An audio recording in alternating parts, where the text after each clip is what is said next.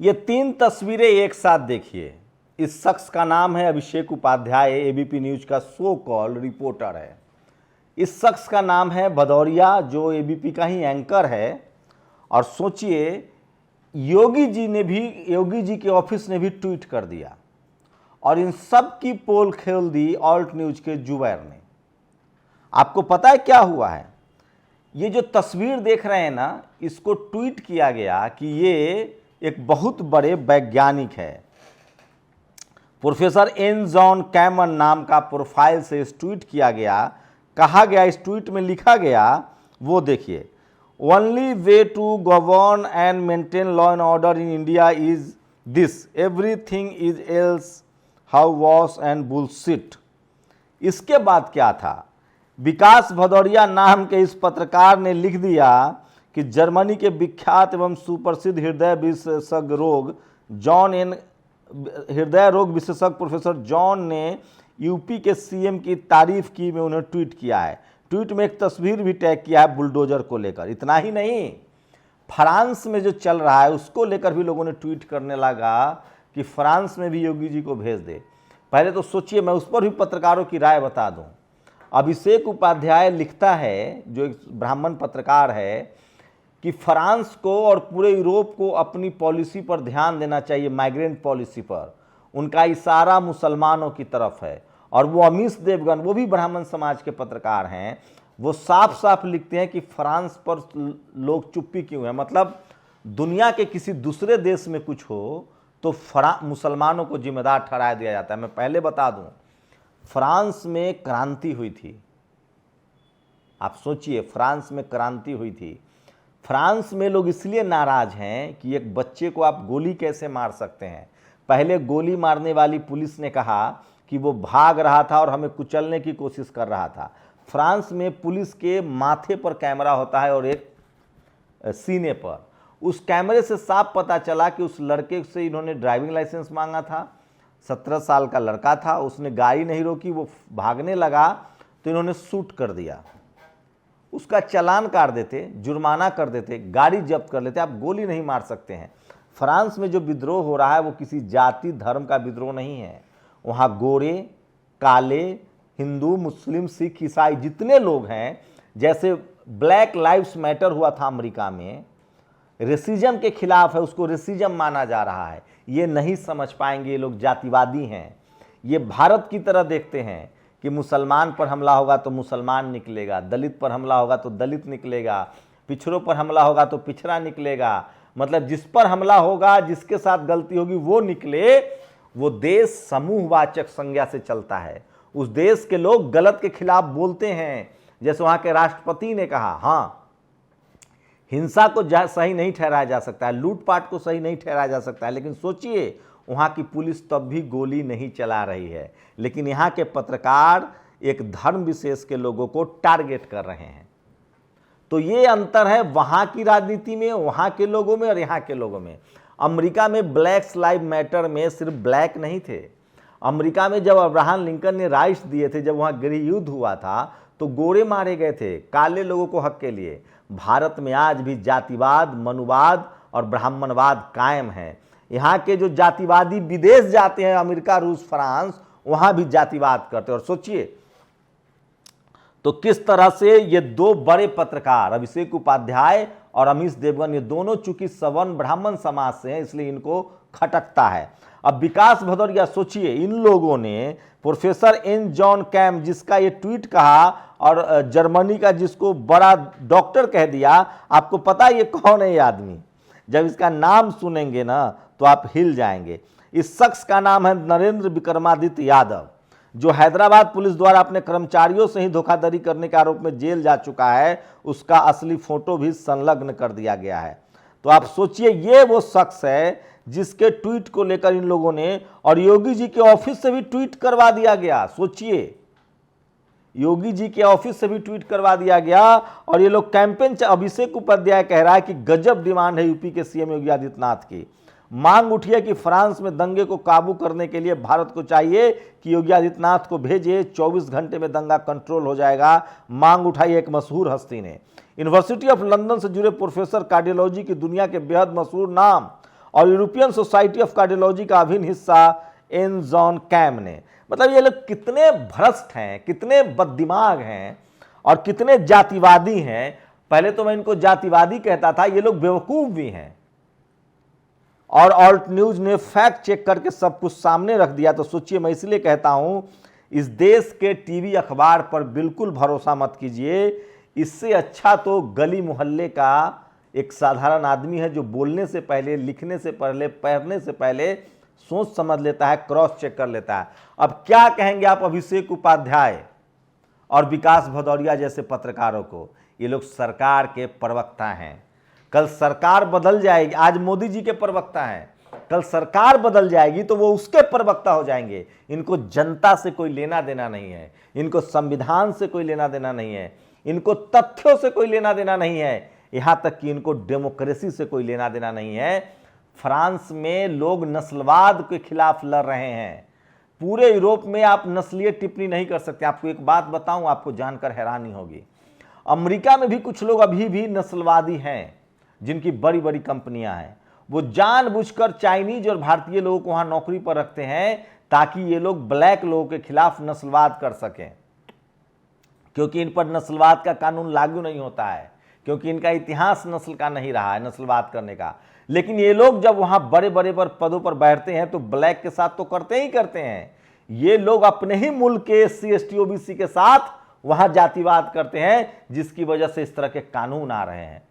France की जो पूरा जो प्रदर्शन है वो नस्लवाद के खिलाफ है। उसके प्रदर्शन पर आप एतराज कर सकते, लेकिन वहाँ की पुलिस को देखिए, 800 साढ़े 800 लोगों की गिरफ्तारी हुई है, फायरिंग नहीं हो रही। वो डेमोक्रेटिक देश है, ह्यूमन राइट्स की बहुत इज्जत है वहाँ, लॉ एंड ऑर्डर संविधान की बहुत इज्जत है वहाँ।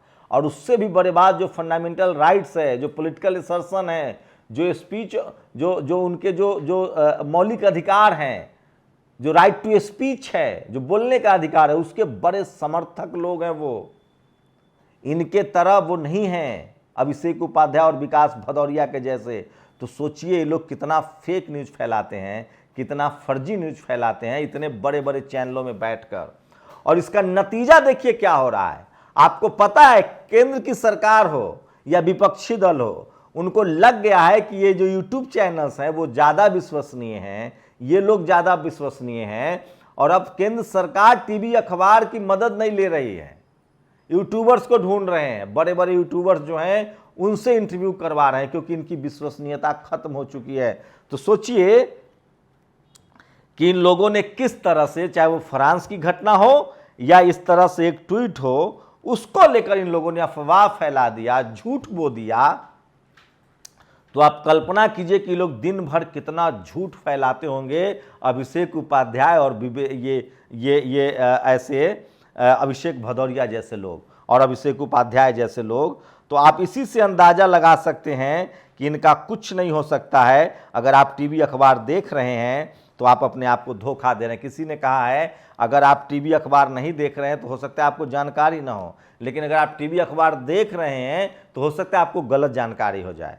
और मैल्कम ने तो यहाँ तक कहा है कि जो टीवी अखबार है ये लोग झूठ फैलाते हैं। दिलीप मंडल ने तो लिखा है कि योगी आदित्यनाथ के ऑफिस को भी इन लोगों ने गुमराह किया और उसके बाद अंग्रेजी में ट्वीट हो गया।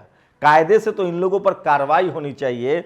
और ऑल्ट न्यूज ने भारतीय रॉ की असंख्य फर्जी प्रोफाइलों में से एक प्रोफेसर एन जॉन कैम नामक प्रोफाइल, एबीपी न्यूज के शीर्ष रिपोर्टर होने के नाते लाखों रुपए मासिक वेतन लेने वाले 2 लोगों को ऑल्ट न्यूज के मोहम्मद जुबैर ने फिर आईना दिखाया है।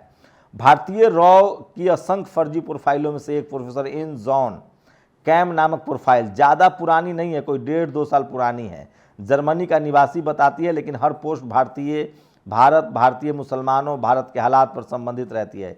इतने से किसी सामान्य समझबूझ के इंसान को प्रोफाइल पर शक होना चाहिए।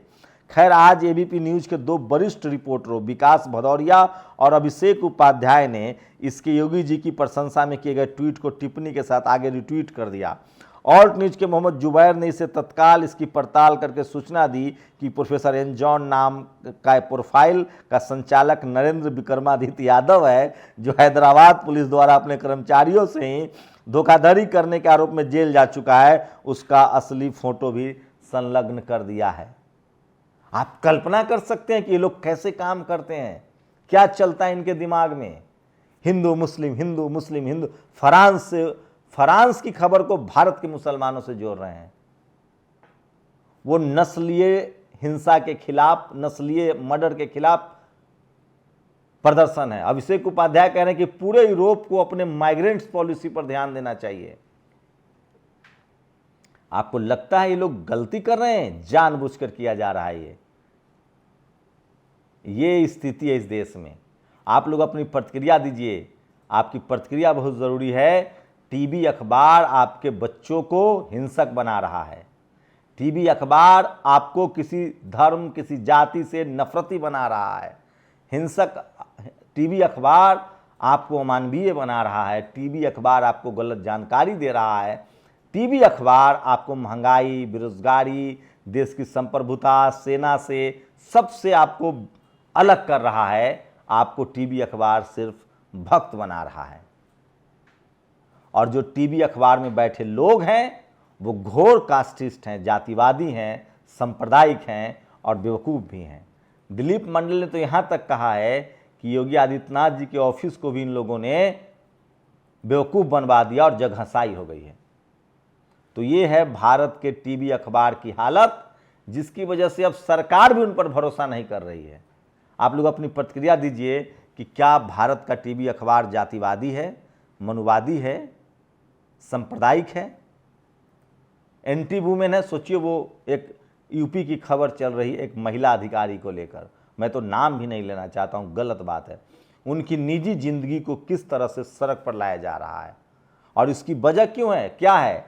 क्योंकि वो ओबीसी हैं, वो पिछड़े वर्ग से हैं। और पूरे महिलाओं का चरित्र चित्रण किया जा रहा है उस खबर से। और इस तरह के ट्वीट्स आ रहे हैं, इस तरह के लोग सोशल मीडिया पर कमेंट कर रहे हैं कि पत्नी को छोड़ना है तो पढ़ा लिखा के उसको अधिकारी बना दीजिए, वो खुद छोड़ के चली जाएगी। इस तरह के एंटी वुमेन कमेंट्स आ रहे हैं। आप लोग अपनी प्रतिक्रिया दीजिए। एक सभ्य नागरिक बनिए, संवेदनशील नागरिक बनिए, एक मानवीय भावनाओं से ओतप्रोत नागरिक बनिए, और ऐसे टीवी अखबार के पत्रकारों पर भरोसा बिल्कुल मत कीजिए।